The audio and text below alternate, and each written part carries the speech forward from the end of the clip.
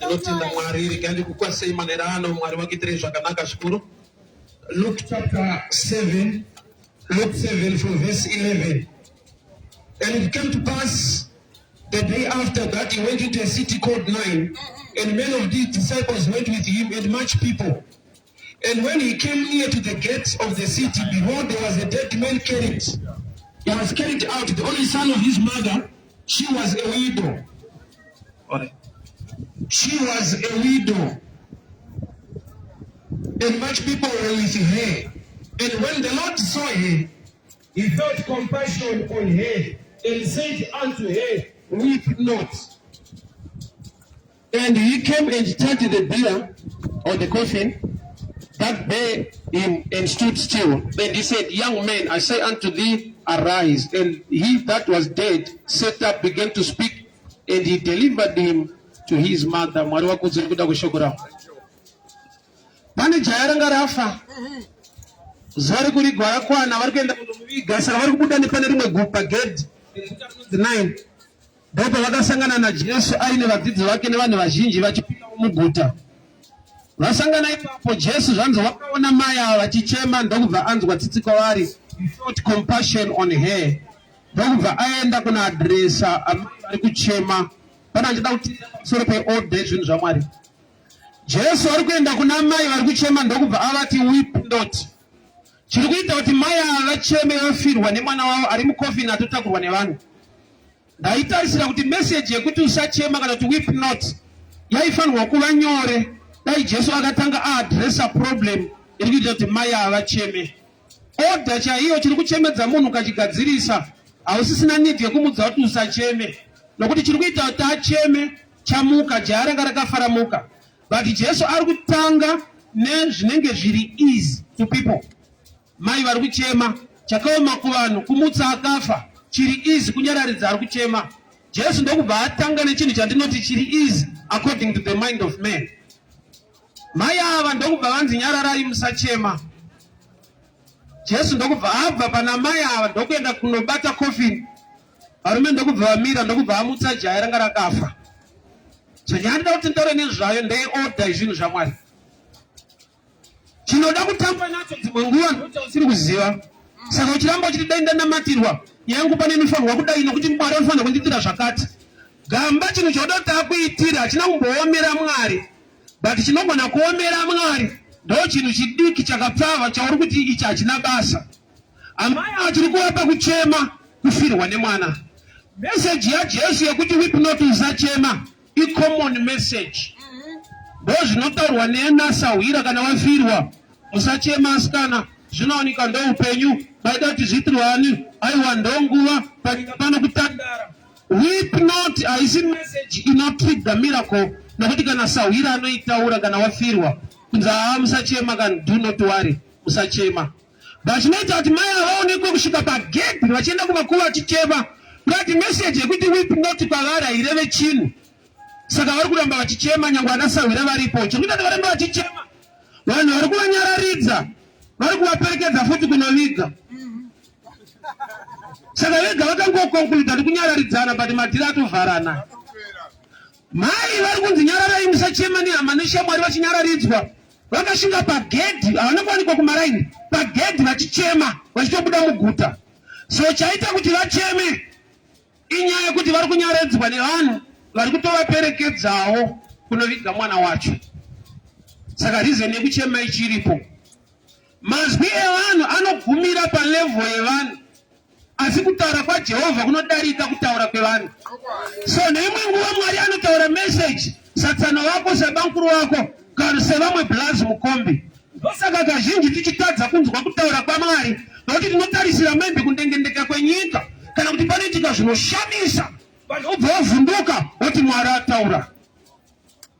Mwari vanosvika pakuzvideredza zvekuti vanototaura satsano wako iye ari Mwari. Nokuti isi tine picture yeumwe Mwari asingataure pese pese nemunhu wese wese. Ndiyo mutype yaMwari watakaudzwa kuti kana Mwari ataura pane zvinoitika zvikuru, shuwa zvikuru zvinoitika, but matauriro ake anogona kuva madiki, anodone kuitika kwezvikuru. Saka mazwi ekuti weep not haisi new message kana wafirwa nevari padhuze newe ndo zvavanotokuudza kuti inguva maida kuti zviitirwani ndokurarama pasi rino idandaro aiwa musachema asikana.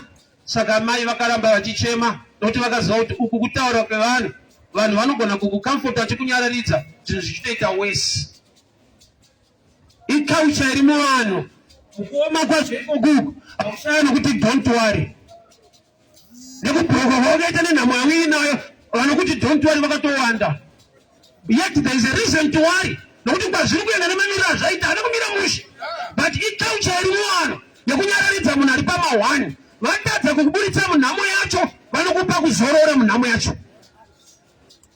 So amai vakaramba vachichema kusvika vasvika pagedhi. So Jesu paari kupinda akavaona chaita kuti mai aonekwe kuchema. So crying, kuchema kwakanaka. Kuchema kunodraw attention ya Kristu. Jesu vana kumupa request vaichema. So kuchema kuna Mwari itori language. Pane pamwe pekuti imbomira mashoko imbochema kuna Mwari wako. Nokuti kuchema kunogona kuattract attention yake to you. Saka Jesu akaona mai vachichema. Zvoreva kuti panhamo vanhu vanogona kuchema vakawanda, but pamwe anoramba achinyanyochema ane situation yacho yamuwira. Unoziva kuti kana kuine nhamo chinoita kuti mwoyo uya uchifara kunhamo ikoko katori kafaction kwavari itori program. Ende vanogona kuwana magepi ekuita zvinhu zvavo nenhamo ikumba kwenyu. Vanazivira kumaraini kuitika nhamo, varume vanonzi garei pamba vanoziva kuti nhasi panobudika. Usafunza kuti nhamo inhamo kumunhu wese, kuna vamwe nhamo mukana. Eba munokura vatakakurira isi kutaitika nhamo kuri vaishedzera kuti kunorara kunhamo vachiziva kuti hatirare kunhamo tikutotiza nhamo yekumba nekudai kune nhamo yativhurira mukana. Rufu rwemuraini mukana. Zvokuti vamwe izvezvi vane mhosva dzavakaita vanyepa kuti vaenda kunhamo. Why? Because haungarambidzwa kuenda kunhamo naadzimai nhamo yemuraini. Ende hapana dzimai pavangapota achikudongorera kumoto kune varume kuti dziripo idzi dzabuda tese. Varume nhamo kuna vamwe vanhu haisi nhamo, kachansi. Andofonera munhu wake nhasi ndokubata bhosi kuraini kwedu kune nhamo. Vakati paunopinda munhamo pepa haisi nhamo yemunhu wese. Life iri staboni zvekutodaro. Dzimwe nguva nhamo yekumba kwenyu ritori visa. Kana zvakutaura nanoboizi vemazuva ano kuti nhasi kune visa, ndina bhuru wangu afirwa saka ndokwandiri kuenda, iye asiri kuenda ikoko. Ivisa. So amai vaonekwa vachichema pagedhi repa9 inyaya yekuti vamwe vambochema but vasvika pavanonzwa kuti zvakwana handeti tichinongonorasa munhu tinoviga, but havane shungu dzakawanda. Vane kubatikana kwakakura. She was a widow. Number 2, she's losing a son, which means tarisiro yake pakuti murume ashaika, jaya riripo pamba ndoda kuwasa father figure, ndo pane hope yechirikadzi, and now the hope is gone. Saka hazviite kuti anyarare. Vamwe vanogona kunyarara because kwavo majaya kune 4-5, but amai vakatoziva kuti the only son of a widow parowa hope, parowa tarisiro yangu chaiyo, saka handisi kuzonyarara. Iwo uri kuru uchitedzera vamwe. Munotedzerana panyaya inzwa kutamba mesi hazviva kuti makafanana. Munowirirana kwete kuti makafanana. Unogona kutowirirana nemunhu ari wakachikafu kari nani wangoswera wakadaro. Kuwirirana hakusi kufanana. Saka usapota uchikopa zvinoita vamwe. Ziva nyaya dzako, hatina kufanana. Unokamfotwa nemunhu anazvo iwe usina. Hazvine basa rei. Amunzwa pakushumira ka. Kundizanenge nemotikari yake opa ane imba yake obva takakudza vanoti imba hazvina basa nekunamata, tiri kuenda kumusha kunozorora. Koitengesa yenyu katibate shuwa kuti ramukurova ndo ramunorarama. Chobva pano opinda motikari yako oparidzira kuti mota ine basa rei, tiri kuenda kumusha. Usanyeperwe, ine basa. Bvunza nadzo kune kwavanodzishandisira dzine basa zvisingatogonekwa nekombi. Ndosaka pachiti kumwe achitozotenga mota iyo makombi ariko zvine difference. Usanyeperwe, wake up koso. Nokuti pamwe pacho ringonzi musachema, do not weep. Zvinochemedza izvi. Kana jaya last hope yako, mai avaishirikadzi, mukomana afa the only boy. Saka vamwese vakanyarara ndozvinzwisisa. Kwavo kune majaya 4-5. Saka Jesu asvika pagedhi chakaita kuti aone mai ava vachingochema vega. upenyu tinogona kutamba tese but hatina kufanana. Pana vanhu vakaedza kuzvienzanisa kumachechi vakagadzira uniform yechechi. But pa uniform yacho chaunotoona uniform chayo quality yejira inokuti kuti vanhu vakasiyana. Usatambe neuniform iwe mani. Pane masoro kuti ukasvika ngati raso hombe. Iyo ati kuti game dzirifanane yakanaka but zvinozongooneka kuti uyu mucheka.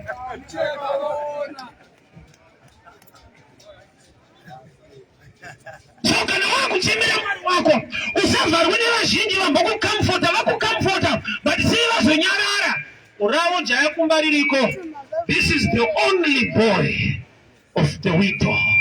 Ziva nyaya dzako. Usakunyepereva nawo. Vasakukamfote so. Murume ane basa rei? Unogona kuzviraramira asikana iye aine wake kumba.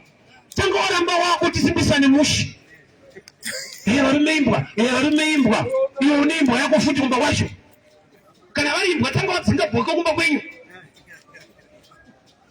Asana munhu achiti iyo shamwari aungochemera hako basa mazuva tiri kushandira mhara chibuda ka tibate shuwa kambani yedu haibhadhare iwo saka uri kuenderei ndirongere kusingabhadhare ikoko ndichagirawo basa ako mana unongonetsa hakuna mari tida kuuya kusina ikoko handiiwo uchiriko ukaona wese ari kuti haibhadhare iye achiriko pane mabhadhariro azvinoita pamwe hatauriki akati mazuva ano unozongoona so kuenda kubasa nesecho.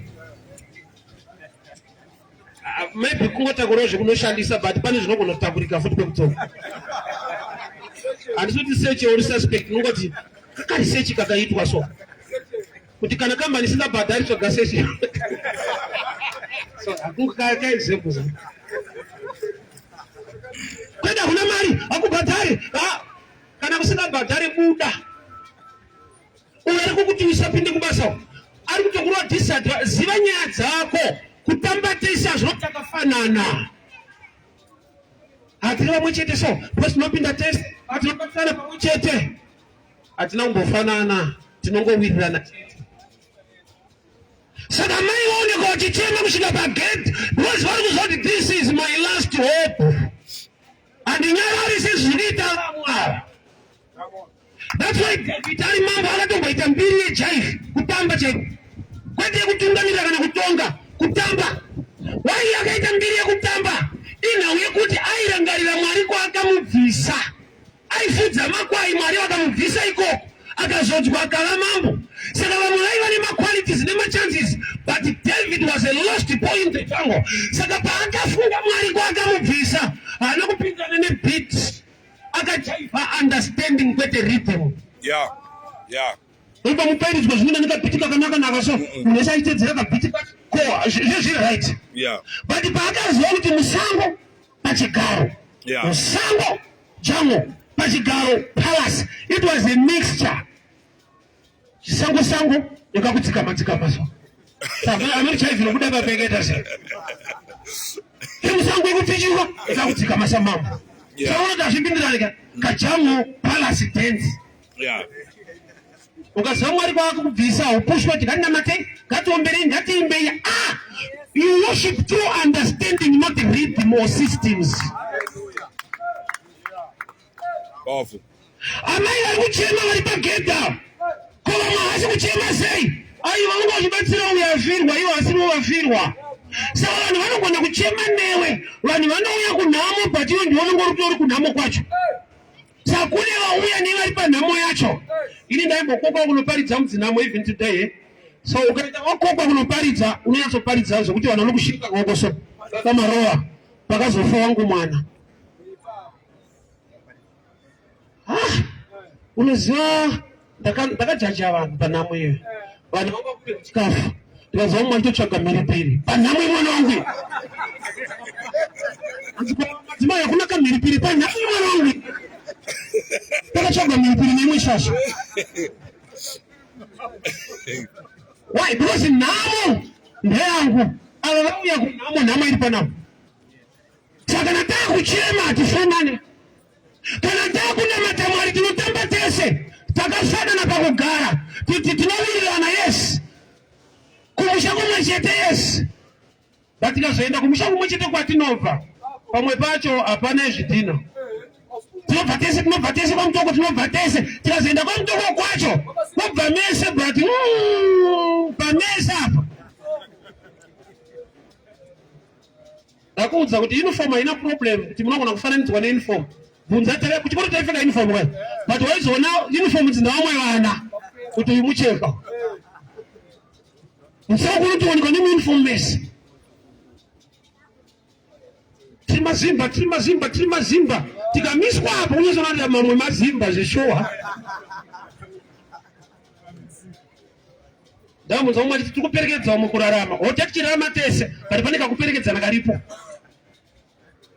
Samai vakaramba vachichema kusvika kugedhi. Wanyanyonyararidzwa nevanhu vanazvo iwe usina, ukatoti vanondida vanokuda, but you must break out of that system. Rwadziwa nezvinhu zvako nemamiriro ezvinhu. Kuchema kunoshanda. Jesu hana kunzwa prayer.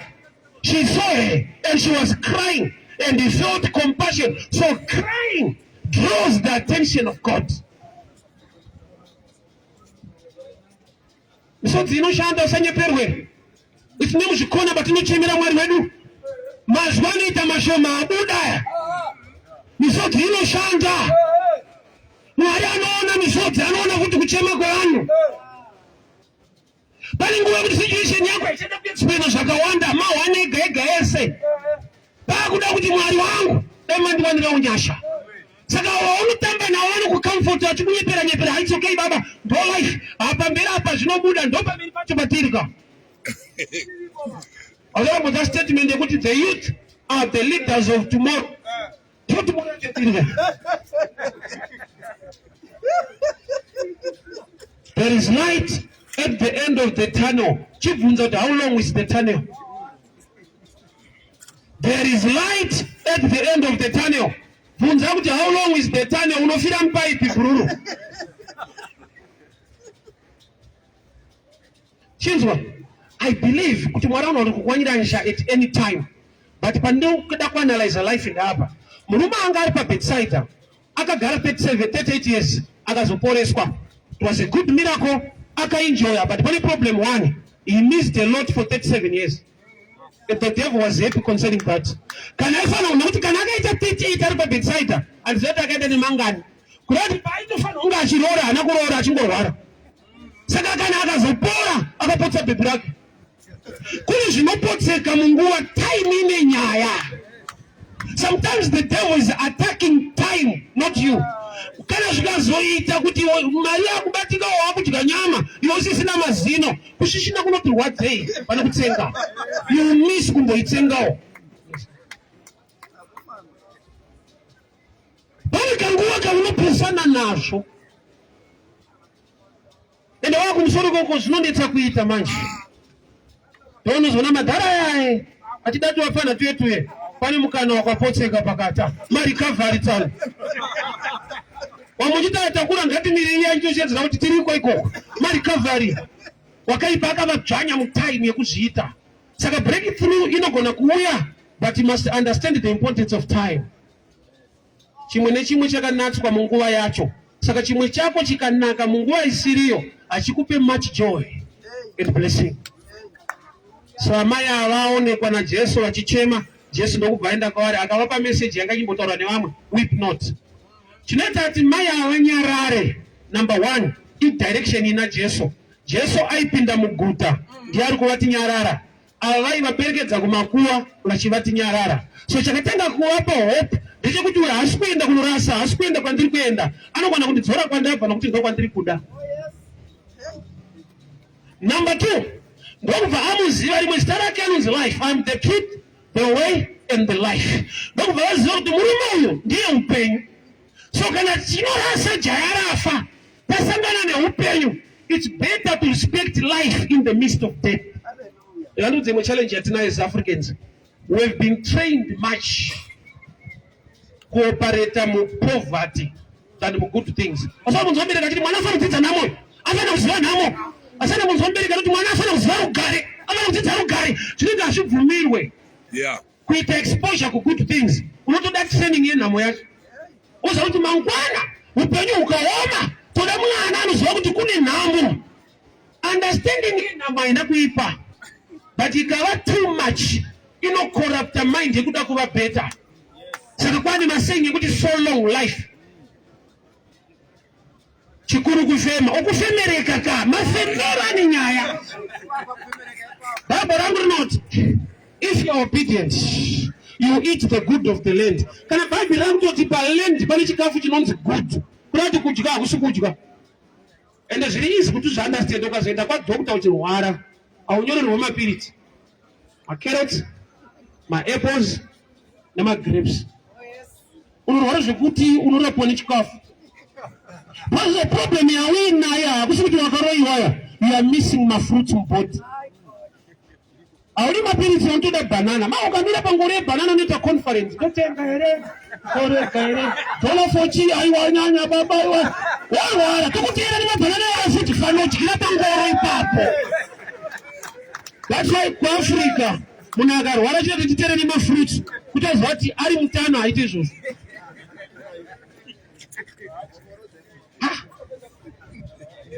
You know, Teenagers attack respect that city culture, it poverty, why we've been wired and trained to understand the poverty so much. My drinks share na Coca-Cola, and that is what my refreshments guy. It's time to water water. I'm not going to put a cocoa dish. What are we thinking about cocoa? Tonight, what is a cocoa? Cocoa is not cheaper. Why am I moving weekend? I'm going to be a guy.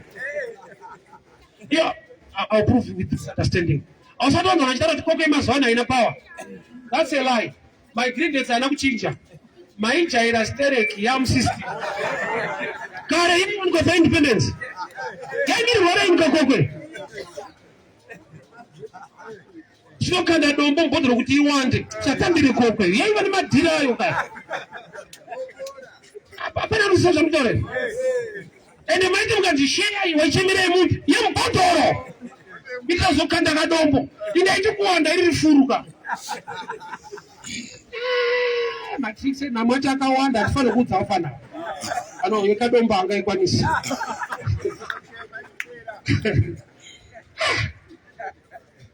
So amaya abafamba ne vanu walikuwa tinyarara yasikana.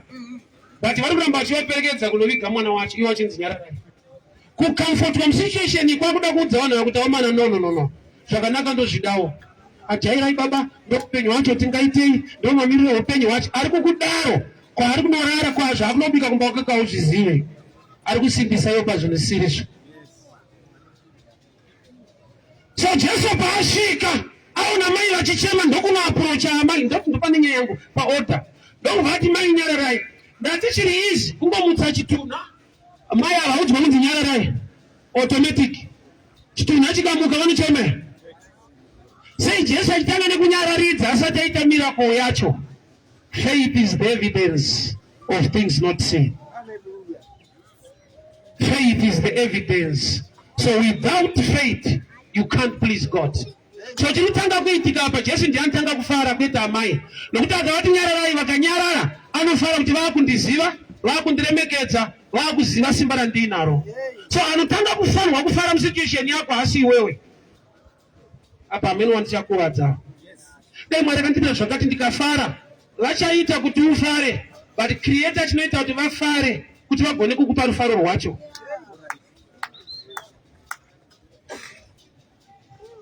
Anofanira kutanga afara pasituation ari kuchema naye hausiriwe iwewe. Ndiye nokuti anopresa a demand of faith. Without faith you can't please God, which means with faith you please Him. And when you please Him with faith, He gives you the answer. Hallelujah. So amai wakabva vanyarara nokuti vari kumuziva. I'll give you this example. Hauna mari kudzokera kumba washaya kuti ndaangakupe ndiani wabva wasangana neimwe hama yako close sekuru wako ndanzi yamai wako waunozwa kuti mari yacho anayo unozara kuti usati wamukumbira mari unofara uchingomuona sogonongonyemwera kuti zvaita asati akudza ndokupa, but you respect kuti tine ukama number one the blood, number two ane capacity to do it. So munhu paanonamata kuchema kunosvika pakunofanirwa kumira wotanga kuita kuti Mwari afare kuti kana ndasangana nemi ini munova kumuka kwacho kuti jaya rakafa yato history nokuti ndikutaura neman's life kureva kuti Mwari anofanirwa kufara kuti iwe uzofara. Oda yatakapiwa yekuti wepera namanje nekuti zvangu zvikandifadza mushe ndichaitawo kuti Mwari afare. Mwari atoda kuti ufara musituation yako nokuti unomuziva kuti anoigona. Alright, waona sikuru wako ane mwana unomari kudzokera kumba unotanga kunyemwerera zvokuti vanogona kubvunza kuti ko muzukuru ndakunyemwerera so unobva wati kudii ndaifungidzira kuti ndiende kumba nhasi. Uri kuvapa answer kwete problem, uri kuvapa kuremekedzwa. Ine munoziva kuti kuremekedza kunoattracta futi maanswers. Yeah. Kunoattracta more respect, inounloka more and great things. Kutenda, kuremekedza kunoattracta zvimwe zvinhu zvauri kutsvaka. Patinomhanya kudombosha tinoona muchembero. Saka ndaenda ndikavatengera zvandavatengera ndikaisira kana matibhega emasamba. Waitenda nemutupo sokoka nemugari kure nemoto. Waiga unozvinzwa kuti pandikudzoka next time ndouraya nekofi. Basi kana vachitenga tibheg muchembero anofane kofi. Zvinondipa manyawa ekuti I can do more and better. So tona ndova mukadhirika ari kumarriage. Zvidiki zvoitwa nemurume zvimagnify zviite zvihombe. Zvinokonzera kuti zvihombe zviattractike maari. Nokuti anoziva kuti unotenda muzvidiki. Siri $5 inobane chiye. Iwo unosati kuti 5 ibude tsana vapinda mawana. Varimirikidza mwana mudiki wari muhombe. Azvazvo zvinoitika. Kune munhu anzi bosi kari kamufana ndomuti wako kuti pabude ka 5 iye achikusvitsa so ndokuita sei ikoko. Yeah. Wakadhirika marriage pa $5 kuti ndinokutendai shumba. Kunzwa ushumba mu 5 anouya ne20. Mukuda shumba mu 5 kovaziti 20 yamuziva unopedzwa zvese.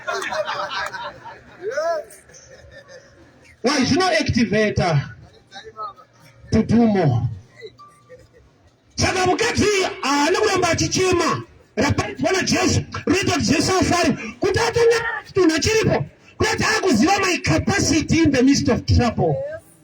Vakuru pane nguva yekuti unonamata Mwari zvokuti Satani anofungidzira kuti hausiziva zviri kuitika. Unomuti zvaitika ndiri kuzviziva but Mwari wacho ndinomuziva. He is able to do great and mighty things. Haisi problem yakundimuvha, chakundimuvha izviti muna Mwari wandinaipa problem iripo. So iye anofanirwa kufara musituation yako. Iwe kufara uzorega. Nokutendeka kwake anodzora mufaro wacho bheki kwauri. 2006 and 7 taibva kuwadzana namufundisi anetsoka vaigara ku5 ndiri pakuwadzana 2 vauya vonditora tofamba tichiuya panapa taita mini 2 to 3 hours. Unosvika pamunobvunzana kuti calling kana kuti kufarisa parwadza parefa kutozviona manje takudhiraivha tiparefu panapa. Mwari vaitofara asi hazvina kuramba zvakanyanya nesota akufara akatendeka zvekudaro.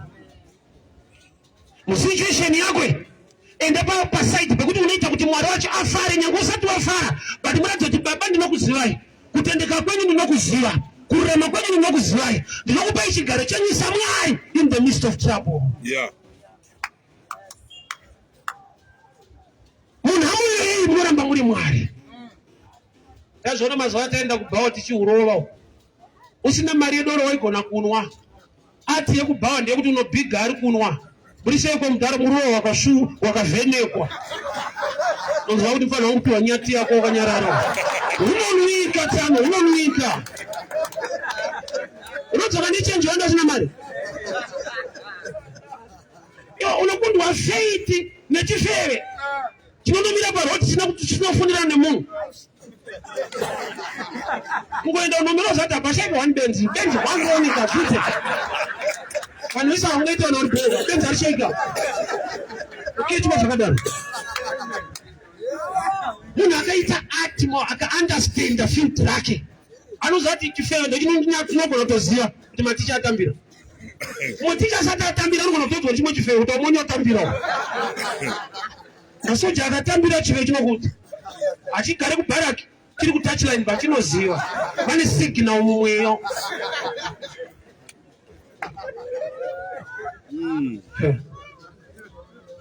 So mai vari kuchema chavapa kunyarara chitunha chiripo pagedhi renai kuzoti wandasangana naye is able. Vakuru Mwari vandokushumira hakundikani nyaya dzatiinadzo. Inyaya kuti tiri kumunyima kutenda nerumbidzo yake inoactivata kuita kwake. Haamutadze mbodiki manje. Kana akapani chingwa murenje kwawe unogara padhuze nebhekari netakshop. Une machances ari high. You are too close to a miracle.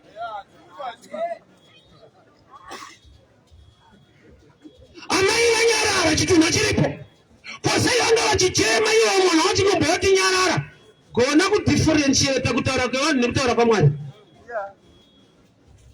Vanhu unokuti nyarara, don't worry, vachikuperekedza kuguva racho. And kune ratocherwa futi vachikuti nyarara. Unoti takura maruva so vachikuperekedza kunofushira mukomana vachiti zvinowanikwa. Maida kuti zviitirwa. Ndakati question iri a bit stubborn. Wozomwe takugona kuipindura. Ukati maida kuti zviitirwa ndoti iwewe. It's okay.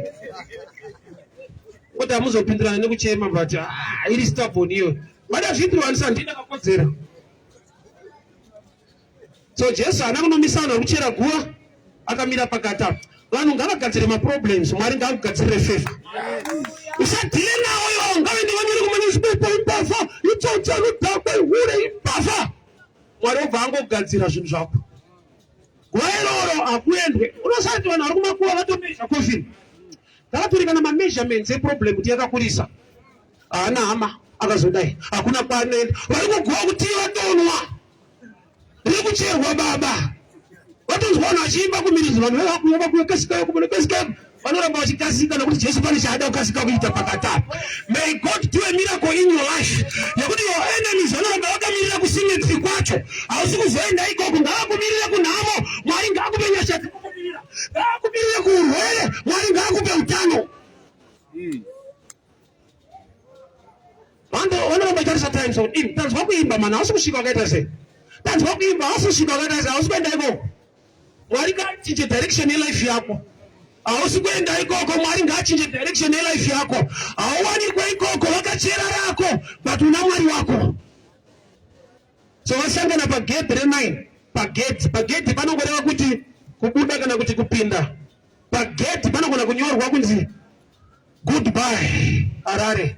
Kupinda inenge ya welcome Harare. But ari pakati pekupinda kana kubuda but anobva apinda mulife. Ari pakati peguta kuti taakubuda iwo Jesu kuti taakupinda. Ndinokendakirwa nenyaya. Uchaona kuti vanhu vakatakura coffin vakasiwa varamba vatakura chienda. Jesu ndokubvaenda kuna kuti pakacreate pakagedhi. Vakashamisa kuti kuva vanhu vamirirei. Tiri kudonga kuna akabona kuti handei mani. Vachashedzana but hausikwenda ikoko. Jesu ndokubva ati kuna mai nyararai. Mai vanyarara Jesu ndokubva afamba kuenda kune problem. Ndokusvikotaura nechinhu chisingataurwe nacho. Life inosvika palevel yekuti kuti utaure wewe hazvinzwike but Mwari ngaataure on your behalf. Ndodidara amai vakati mwanangu muka remember both viewing yaitwa but the spirit review yanga isati yaitwa. Mwari anoziva mweya wako anonzvera moyo wako ndiye anogona kuita review. Vanhu vapasisa kuti atofa isaizvipikiri taakusimuka taakuenda. Vanotenderwa kuita both viewing. Timurwero unochembera vachingoti murwero wakasimba vachifa. Iboti viewing baba is a gift of life. Unovigwa newakaonda uri mutafu. Rufuru stubborn ka. Zvati munhu anorwara anogona kuuya kunhamo yako. Ari pachirongwa achikuviga iri muchirongwa ichocho. Life is stubborn ka zvekudaro. Unovigwa navanhu vari kumwa mapiritsi. Iwo usingano wakasimba. So Jesu wataura nesingatauriki nazvo. Situation asika zvinhu zvako. Iwo ukada kutaura hauna voice. Sometimes we get a battle nevanhu vane mari dzavo vane voice kuma newspaper kuma TV nekupi. But the voice of God can silence all voices on earth. Ngavataure zvavanotaura unoziva kuti Hamani akatinga pakutenga nema newspaper ese kuti nyora ichida kuraya maJudha. Akabhadhara mari dzake akatovaka mudhuri. Unoziva kuti Modhekai haana maresources ako nekuwaka mudhuri. Kana kuhaya vanhu vanonoputsa. But Modhekai haana the power yekunoputsa mudhuri. But ana Mwari anorivhesa madhiri epamudhuri. Ukaimba naMwari uri safe, ukaimba nevanhu ma1. Ozi vakanobatwa watuma vanodzoka vachitaura kwauri. But Mwari akakurayira munhu wako, chinongonzi aita kuda kwake. Haisi police case. God's case, no appeal. Pane kabhuku kaidaro ere? Chenua chedu. No appeal. God's case. Munhu wakamakana naye akatofuma akafa, ahumu munyaya yacho. Ndonzi Mwari vaita kuda kwawo. Asi ndi Mwari auraya munhu atora. Ukatuma vanhu vanouraya munhu, ukatuma Mwari anotora munhu. Unenge uri safe. So Jesu amutsa mukomana ari muguwa. Ndoda kuratidza picture. Mukomana uyu akafa, but akatotakurwa nevamwe varume achiendwa naye. Akatakurwa iye akafa. Nyika inogona kukusimudzira uchitofa. Mazata inwata ibigwa dara dara dara dara muri chifa muri dara unorota hapana dara. Vanhu vekubhawa ava kubofa vakakudza tenga bhutsu une masiripasi unotonwa kota vana basa nazvo. Vakandora masiripasi akaboka unotenga kota ende bhamena anokutengesera. Avapa advise kuti tsanumirai amone kuti muri kuto iwe dhara rawo. Unosimudzirwa uchinovigwa. Imwe ataki yaunopiwa nevanhu kusimudzirwa nekuremekedzwa pazvinhu zvinouraya upenyu. Tokuita ndokuva murume baba uri bhuru. Mubhuru imomu muri kubudei.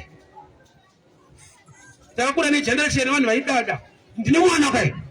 Ndine mwana kuchinoye. Mauzo edu zvaidadisa wenizoni mukomana akapenga iwe dzakaipaona tini mwana mucheguti kusa zvimwe zvaidadisa zvacho so Satani shuwa hatende kuenda Satani kubva kudhara iwe ndinodhira yakaya unza pano makara nditone mwana ini kana kuchinoyo munhu akunzaro ndinai kuchino hana kana basa naye munhu wari kupoza naye kuti ari kusango ende kutoti kusango irafu kumba kwa mwana hanzi kusango futi. Not isawo ka respect ndichana ka emwana musango kumba kwa mwana kuzoketa musango izo basiya. So jaya rataurwa naro ndokubvara mutswa kumakuwa kune vanhu vachera vakatomirira. Jesu haendi kuno adresa vari kumakuwa kuti fushirai, anongo adresa nyaya iri pano. Amai nejaya ravo jaya rodzorerwa kuna amai. Jesu paakamutsa jaya rari kusiya kuna varume vakaritakura. Ndinozati kune vanhu vatakurwa zvokuti hasinei nevabereki vavo. Ane mafesa anorwisa amai akachitswa maricho musho. Kune chemberi dziri kusakuriswa shuga dzine vana vapenyu vari kufamba mutauni muno. Wati hazvizi zvacho zvangu zviri kufamba sei? Iwe udi profesi enda kuti iwe shemani. Enda kwamurambinda, nyaya yako enda murambinda idi Calvary. Declare shoko muno wandu kuto declare. Tora mazuva nange pabwera. Ndo automuda prayer enda kubwera. Unoita muchembera mswa maricho iwewe mpenyu Paula. Akakurera achitamburira iwewe. Izvo zvine mafesa ako anotokupika. Professor baba. Boss, ausi boss. Jaya yakatakurwa, bali Jesu paakarimutsa haana kurisiya riri pakati pevarume vakaritakura. Akariendesa kuna amai kuti changa chauraya jaya. Udza baba namai vako kuti mazuva ako iwo mazuva haasi muboys rako. Timu rangu akomana, timu rangu boys rangu ndo chikwata chedu. Uchiri kuraramira chikwata boys. Iko mukufurirana izvo zvatiudzani zvanokutaura achitaurwa kuboys guys zotaura kuchechi. Ende ndichitokutipa kudai boys kutoti wapanduka. Kwete wadzoreka wapanduka. Zvakanaka zvinorengesa kuita zvakanaka chete. Muafrica tine maproblem. Zvakanaka zvakajajonzi hazviti. Traya kuitana nadzimai vako. Akasotwa uyu hapana. Chechi chamataura kunodhiskasa kumba. Vaviri vachava nyama imwe ibhaibheri. But boys, kungowira nemukadzi wako chete wapara mhosva kuAfrica. Kungotaura neboys kuti chanonzwa madam finish. Ulitosudhurukazo utakoma na tapera. Nakupera ndo chaiyo. Ye marriage yacho. 2 no 1. Iwachida kuridza kuti murambe muri 2. Nokuti akusimuudza munhu wako kuzviudza. You have become 1. But Africa ine challenge yayo. Vanhu vakanzi vafana kudana vanofana kugarisana. Saka uchiona zvakatooma kuti utokisa mudzimai wako. Especially pane vanhu. Unotrenda. Kuti baba madyisirwo acho achacharisa kuti pane vanhu. Mhosva dzekuAfrica dzakawanda parelationship takura pesi yamadhamu. Wapara mhosva hombe hama tinogara pasi. Mwanangu rudo ruriko bari kutakura. Kudai boys wicked chitumwe na Gazlas but uyu na madhamu wake uyu mhosva kuAfrica.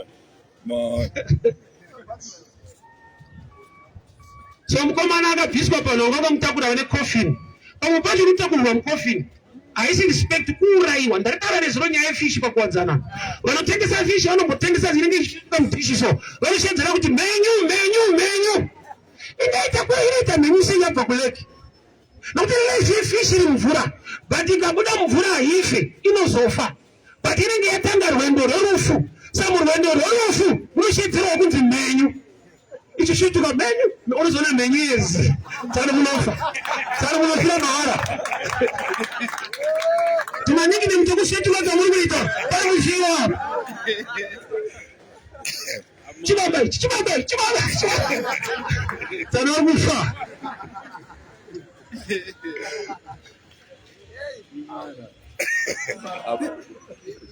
Mukomana akamuswa nakuramba akamiswa pano akamutakura. Pamwe pacho kutakurwa kwacho siyana nako. Dzokera mabasic say life. Respect your parents. Pamwe ndi prayer. Ino mungoko wega panyika una kuberekwa. Kuita mai vanoshandisirwa shuga. Kusakuriswa mai vako iwe. Pambati panda tsitsi manembereka. Apani preaching kuonzwa tsitsi. Chio ndo zvavakakuberekera zvese. Kuno kutauni izvo zita rawinaro. Mukurumbira wawinawo. Uri mukofini wakatakurwa nepfimbo rako. Chayanga rakatakura. Jesu paakarimuudza. Haana kurisiya riripo akatakurwa. Hanzi akamutaura akamutorera kuna amai. Vamwe muri kuda mabasic say life hamudi prayer. Unoona mungu wakazvibereka. Iye musikana wacho wauri kufiraya. Hakudi anoda zviri pauri. Anokuda chaizvo ndamai vako watokuda usina chinhu chacho. Ngazvine musikana do me a favor. Wafa data. Watofa data watora wakateniketa. Enda afune iwe futi wega unyumwe ere. Olati wakaisa airtime akafona. Tisu taifonera ndikuda kutipa.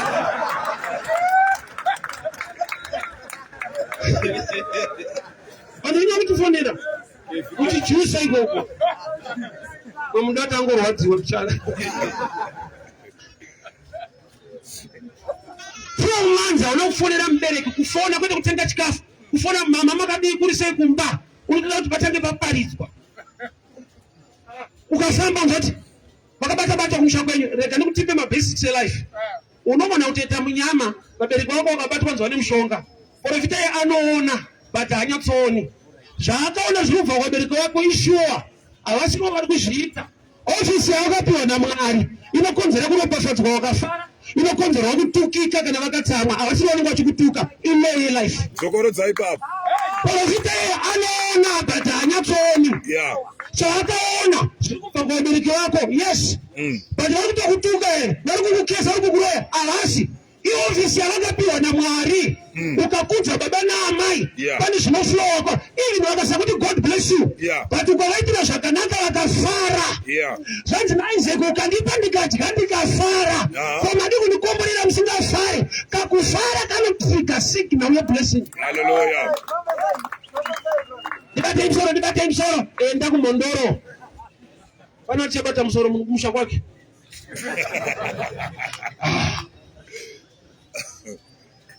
Pamfundisi nogara uriko. Baba, my father. Inzwa. A pastor ari muofisi yekukublessa as a spiritual parent, but haoverride parent ya biological parent. Iofisi ine blessing yayo isingawanikwe muchechi. Kana ndikakunamatirira sei ndine nyaya dzatisingakhave nokuti Mwari vakadelegata mablessing. Mazuva ekurarama ari kumusha kwenyu, kalenda yako, vabereki vako, kwete chechi yenyu. Kana anointing ikava iri powerful, you don't live long. Wachikora shoko raMwari because under covering ya prophet. Never. Taro kudai so kungoseva mbichana oti pamusha. Manje wanzo makatanga zve love hadi kuti uende futi.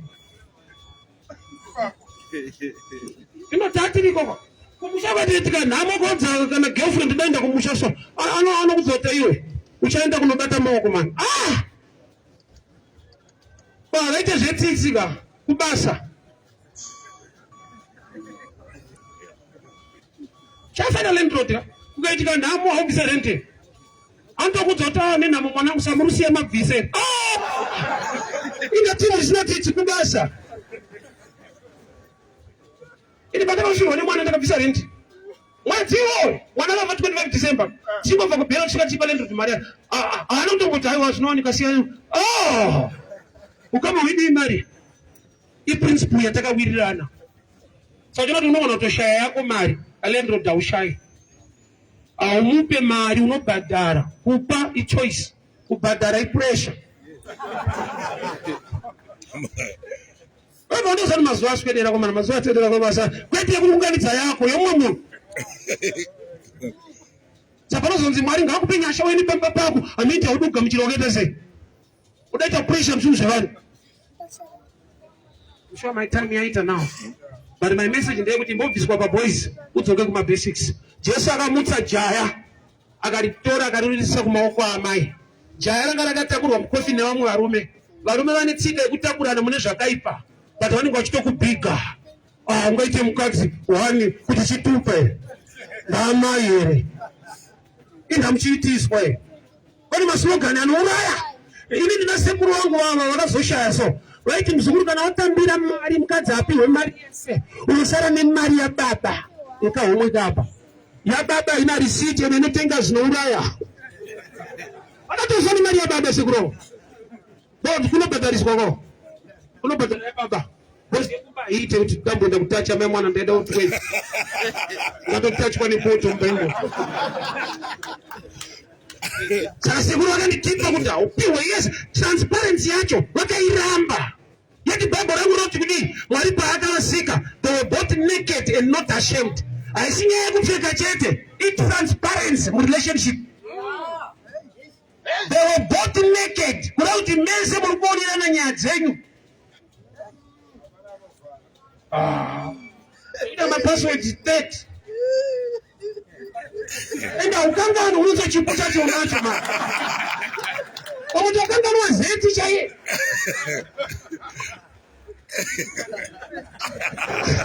uyachafa uno aya madhira pada kuraiwa munhu chocho kwairovo sonzoma kwati chibaba kufa.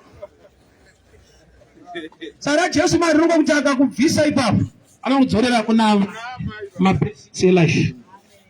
Zvimwe zvatiri kuda mabasics eupenyu zvatofanira ngetichingoita zviri basic. Ndaishamisika kuti munhu anoiswa cheni kutosungwa kuenda kujeri achinzi haasi kuchengeta mwana wake. Mabasics elife ka kana uri baba efadha munhu responsible nefamily yondoda kuiswa cheni kuti uchengete wako kwete wegovernment wako unotanga watosungwa utovhundisa kuti unorara mukati otore sugar. Sana mabasics ka wako mwana kwete opa next wako pantoda police. Sauron sanatana ari wicked kusvika pamalevel kuti zviri obvious as obvious. Inaimbonisa ndaroora ndaiti Bible rakatambisa mapecha kuti vanonyora kuti varume dai vakadzi venyu iye ari wako ndiri kumuda ndaibvunza ndiri mufana zviri obvious kana ari wako anomuda kusvika ndane wangu hata kumuda kunamata timbacherere chitoshupa ka but vanenge vhesi kauti tivade tofira muvhesi imo varume dai vakadzi venyu hapana kana achishupa muziye pakaoma tano pamwe pacho kuda Russia neUkraine iri kundibana nayo ikoko Ndokavarora Putin ase medium Putin. Uyazoona kuti yes, bhaibheri randiuraya. Amai, amai Kana upedza unocha kunakirwa. Amai God. Nazo dzimwe idzi dzonakidza manje. Tatsana noti varaidzawo tonasi. Jaya rakabviswa parakamutswa rakaburiswa mukofini. Varume vanga vakaritakura vakasiyana naro ndokubva vabata ruoko kwakunosvitsa kuna amai. Kuna vanhu vanoda kudzorwa kumabasics vasingatomboda prayer kana all night kana fasting kungoudzwa kuti tsano makaberekwa potai muchiitira kuti mubereki wenyu afare zvinovhura masuo eupenyu.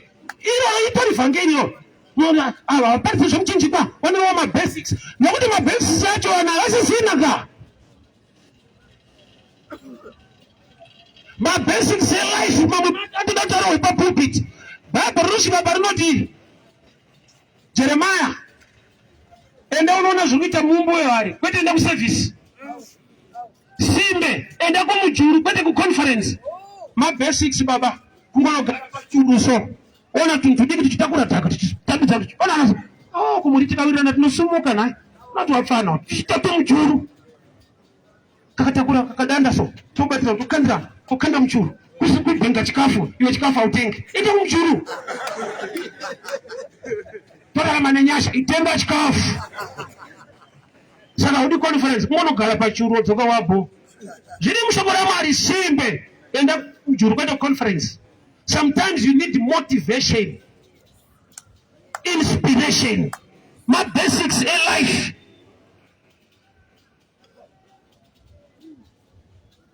Kuwirirana paukama unity is power. Vanoshandirwa kuti ndovaroiva vavo, ndovakupedzai, ndovaroiva ndovakupedzai. Chinoita kuti uzovada ivo vakutadza uchiripo. Asiwo wapedzwa, kune vakapedzwa. Make a difference.